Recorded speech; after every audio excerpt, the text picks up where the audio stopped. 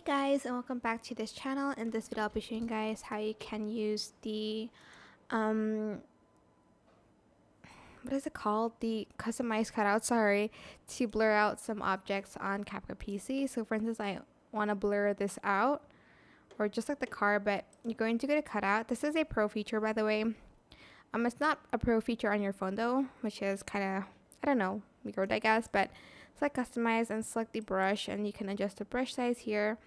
I'm just going to kind of outline the city. I'm not going to go into detail about it because it's going to take me forever.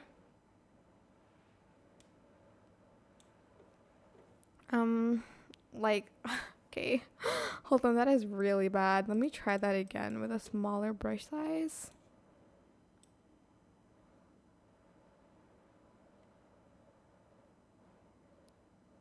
I'm trying my best here, okay? So actually I'm just gonna leave that out, that like little pull out.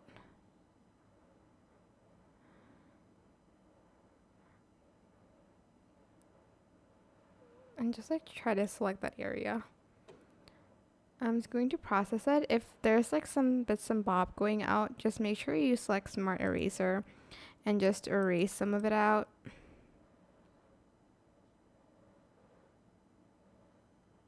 Like that.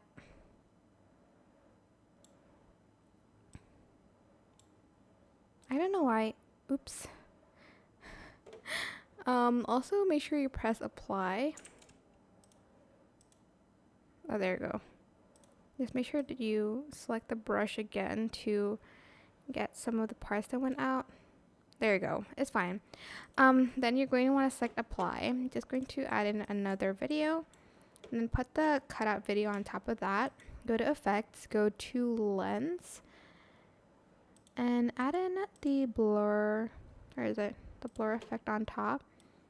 Then you're going to want to select the blur and the second video, right click, create compound clip. As you can see, it only blurred out the part that I selected. And then here you can just adjust the opacity a little bit so it's not too harsh on like the blurs. You can see it's very harsh right there. And make sure your customized cutout is better than mine because I did not take my time on the details. And that is basically it. I hope this tutorial was helpful for you guys. Don't forget to like, comment, share, and also subscribe to this channel if you haven't done that already. If you have any questions, just leave it in the comment section down below and I'll try my best to answer them all for you guys.